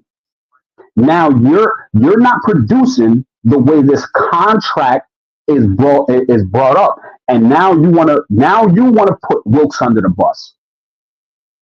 But what if you watch a lot of film, Nick Bosa is getting one-on-ones and not winning them as well. And granted, Steve Wilkes is not moving him around like a lot of the other premier pass rushes, which would help him. But also, we want to spend all this money for somebody who is so great. And this is one of the things I like. I'm not mad. I'm not going to say I like the Chase Young acquiring. I'm not. Hey, Mr. Blue Magic, be quick, okay? Because we're over the 5. So give me your final thoughts here. I'm not mad at it, but yet and still, Philly, let Hargrave go. Washington, let Chase go for peanuts. Who sells a Benz for 1990 Toyota Corolla price? I'm about to go kill Larry. And your brother Bob, I'm calling in the Larry after this. All right, Mr. Blue Magic, I'll talk to you later. You guys are hilarious. Yeah, man, I just let you go. I thought that was a good call. I think you made a lot of really good points. And I think you're right. I think people want it both ways. And that's why I made sure to tell Flav, hey, we can't put that game all on Moody either. The 49ers didn't play well for almost the whole game. And so if they lost because of Moody and Brock played bad the whole time, but when it mattered most, he put them in position to win, well, then that goes the other way. If the defense played bad all game in both those last 2 games, they gave Brock multiple chances to go tie and or win those games, and he turned the ball over. So if Moody was to blame, then that means Brock was to blame. Now, I personally didn't blame Moody. I was pissed that Moody missed those kicks, but I didn't blame Moody because I know that there was a game that was played all the way up till that point. So I'm not going to blame just Brock either, but he definitely has to clean those up. He's not absolved of blame because he looked really good for 3 quarters. That's not the way this works. Silverback says, blame Kyle for the 7th round QB with a Super Bowl ready roster. Okay. Brother Bob says, Blue Magic definitely talked about PP and Lombardi. Preach. Okay. Flav says Lions will be the number 1 seed. Schedule is way too easy. We'll have 4 losses max. Winner of 49ers Philly will get to the tiebreak to the number 2 seed. Yeah, the Lions got a shot at it, man. They really do. The Lions are not the best team in the NFC. They are not the best team in the NFC. But when you look at that schedule, it is really hard to come up with more than 3 more losses. They have 2, max 3 more coming up. That would put you at 5 losses. Now, I do understand any given Sunday, maybe they lose to a team you're not expecting. I get that. But right now, when you just look at these schedules, they have by far the easiest path. And their team is good enough to win most of those games. They are a good team. They are a good team. So the Lions are one to watch. Flav says Bro completed 85% of his passes. They weren't winning that game no matter what Brock did. He made some bad mistakes, but he wouldn't have been in the game without him. Got to look at the full game for sure. But completion percentage and yards don't win games either. You got to score points. I mean, you can say that Brock gave you 424 yards or whatever, but they scored 17 points, man. You can say the defense gave up 1,000,000 yards in the Minnesota game, but they gave up 23 points or whatever it was. They got to score points. Points win games, not yards and completion percentage. Just doesn't. All right. We're going to go to Lobs, and then we're going to go to Roscoe's, and we'll wrap this baby up. See what Lob is talking about. What's up, Lobs? Hey, what's up, Jesse? Can you hear How me? you doing, man? I can hear Good, you. how How are you you? doing? All right, Good. first of all, Jesse, I just want to say before I forget, you got me blocked on Twitter for like 2 years. What's up with that? Bro. I thought we're good now, bro. Well, listen. I have to go through and unblock you. I did tell you months ago that I would unblock you the moment you called in and this was an open platform. And to be fair, you did call in a while back. I should have unblocked you then. So, all right, I'll unblock you, Lobs. All I'll right, unblock. sounds good. I just want to talk about Brock Purdy. I think you said something in the last stream that I disagree with. Go ahead. You said that if you compare Brock's weapons that he has right now and you compare it to somebody like Mahomes, who has Kelsey and I forgot Pacheco, the running back. Yeah. Like, obviously, like, Purdy has way better weapons. But one thing like you failed to talk about was the offensive line. I feel like any quarterback, it doesn't really matter about what weapons you have. If your offensive line can't block for more than 2.5, 3 seconds. Like this offensive line, if you watch the tape, Spencer Burford is terrible. He's terrible. He should not be playing. But Lobs, I gotta say, because I looked at it earlier because somebody brought up that kind of something similar, not on this show, but in my comment section of one of those, and said, well, yeah, but what's the pressure rate compared to everybody else? Like, is Brock being pressured more than anybody else? The 49ers right now are literally dead middle of the league behind some of those elite quarterbacks like Mahomes. Mahomes actually gets pressured at a higher clip than Brock Purdy does. But you know what that is though, right? Because Brock doesn't hold the ball. He lets go of the ball quick. He makes quick decisions. So like the pressure doesn't get, he releases the ball quick, but there are times when you need to hold the ball because everybody's covered. And that's when he gets pressured. So you can't really take the pressure rating and say that tells the whole story. If you watch a tape, the right side of the offensive line is terrible. Like Feliciano should definitely start over Burford. He should not be an NFL starter right now. And when you talk about like Purdy, a lot of people say Purdy's a system quarterback or whatever. Jalen Hurts is a system quarterback. This guy has the most help out of anybody in the NFL by far. The best O-line I have seen. The best wide receiver duo. He has a great run, like a top 3 run game because of that offensive line. A top 5 tight end. And that system is perfect for him. I personally think Jalen Hurts is overrated, but I don't understand why the media fails to recognize that. Look, there's other quarterbacks in the NFL that have a lot of help too. Oh, for sure. I'm not sold on Hurts, by the way. I know that he's put up some good, he was great last year in the Super Bowl. I'm going to give him all the credit in the world there. I mean, he was phenomenal in the Super Bowl. I think Hurts is good, but I don't necessarily know if he's going to be worth all that money. There's still things that I got to see from him before I'm fully sold as well. So Right. just, throwing my 2 cents in on her. One thing I do agree with you, like you say, I don't know if Purdy is a franchise quarterback, and by your Mhm. definition of a franchise quarterback, it's a $50 million per year. You pay that guy that Yeah. money. As of right now, no, I would not pay Purdy 50 million. Like that's crazy. Yeah. Like, I don't think anybody would agree to pay Purdy that much money. But in my opinion, he is top 10. But my philosophy on quarterbacks is you only pay the top 5 to 6 guys. If you don't have that guy, you search for that guy until you have that guy, and I then you agree pay with that that. guy. Yes. Yep. So in my opinion, the 49ers should draft a quarterback every single year Yeah. until you get that top 5 to 6 quarterback. I'm not saying draft him in the first 3 rounds, but Yeah. maybe you get lucky and you get that guy late. But I think Purdy has a chance to be that guy, but he's not that guy right now. Well, they don't have to make a decision on him though Right. either. I by the way, I disagree. I don't think he'll ever be that guy. He Mhm. may be. I'm not saying I'm right, but I don't think he'll ever be that guy. I never thought he Okay. would be that guy. But I do think he's right now top 10, but Kirk Cousins is a top 10. I wouldn't pay him. Yeah, I wouldn't. Well, I love Kirk Cousins gets slept on. He's been good for a very, very long time, but I also wouldn't pay Kirk Cousins. I agree with that. If Purdy wants to take a pay cut and like get $30 to $35 million a year, then yeah, I will pay him. But like when you could talk about like top quarterback money, like top 5 quarterback money, like that's crazy. I don't know. We'll see when that time comes. But my last point I want to talk about is the interceptions that Purdy is throwing late Mhm. are fixable. With Jimmy, they were not fixable. This is what people aren't real like. The first interception that Purdy threw last game, he doesn't think that like the linebacker is going to get there. He has an easy throw.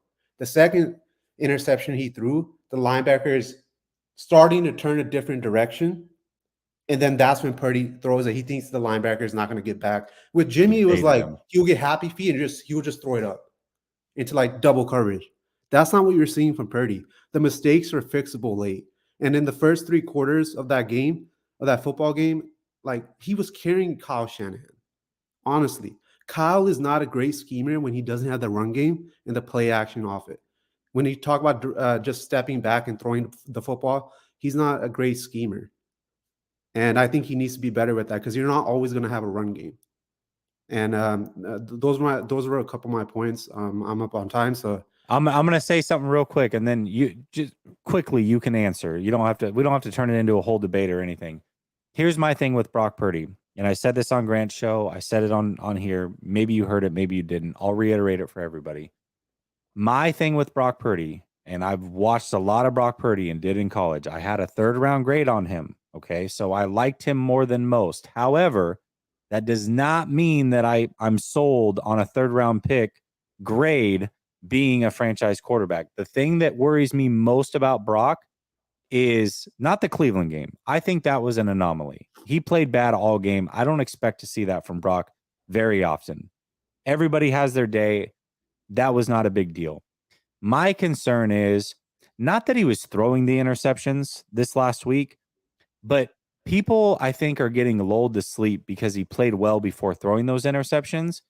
And I think what a lot of people are failing to realize, Lobs, is this is who he's always been. He was this guy in college. He was this guy last year. He was this guy in training camp. And he's been this guy even through the 5 games. And it's amped up a little bit more here where he does put the ball in harm's way. Yes, it is correctable. I do agree with that. But he now has a pretty long track record of having the what the F moments. Last year, those balls were not caught, but they were there to be had. Everybody gets mad about the turnover-worthy plays. They say it's not a stat. They care about interceptions. Well, guess what? Now the interceptions are here, and everybody's starting to care, and they're like, what's wrong with Brock? And I'm looking at it saying, my biggest concern with Brock is not that he can't turn this around. My biggest concern is that this has always been there, and they're just now capitalizing on it. This Brock that I saw the last 2 weeks is not any different from the Brock that I've seen all the way through college to this point. He's the same guy. If the team capitalizes, then people are going to kill Brock. But if they don't capitalize, he's going to be a hero. And that's what we've seen so far in his career is he's done really, really good and been the hero because they haven't capitalized. But those plays are there to be had. And if the defense capitalizes, this is what you're going to see. And I don't know how much of that, yes, I do believe it can be fixed, but I don't know how much of that is actually who he is now that we've got a track record of college through now. That's my concern. Can I comment on that real quick? Yeah. I feel like in college, you're right. He did have those WTF moments, as you like to say. But in my opinion, when I judge quarterbacks in college, I just don't look at the quarterback, or else every Alabama quarterback is number 1 overall pick. You just look at the quarterback. You look at the help around him. That's why you look at Josh Allen in college on Wyoming. Sure, Brock Purdy had more help than Josh Allen did. Josh Allen used to carry that football team.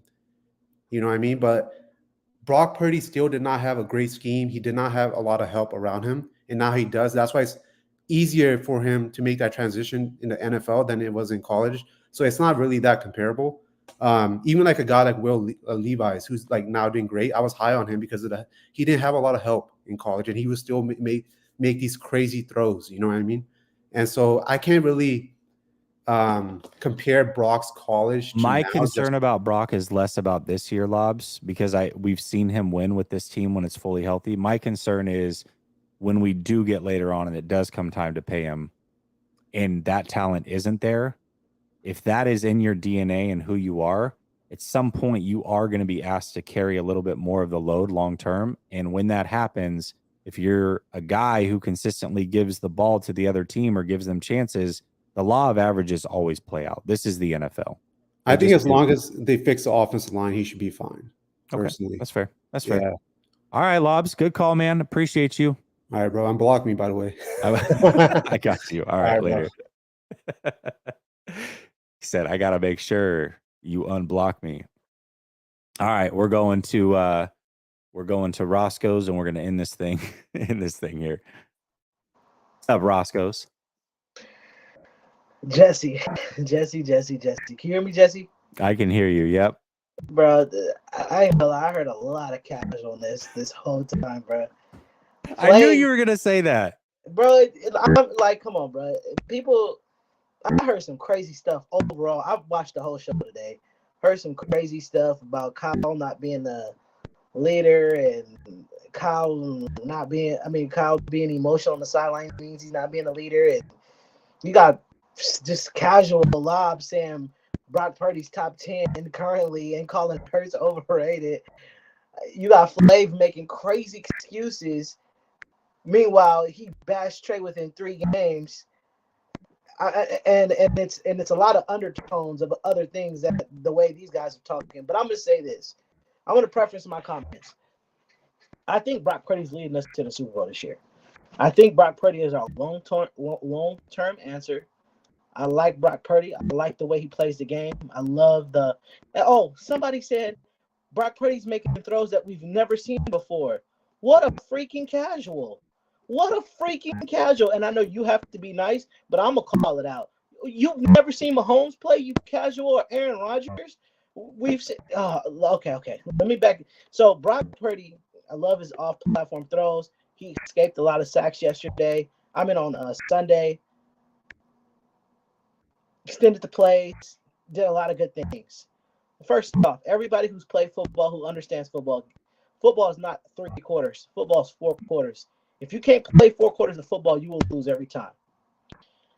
The interceptions. At the end of the day, yes, everybody do have blame.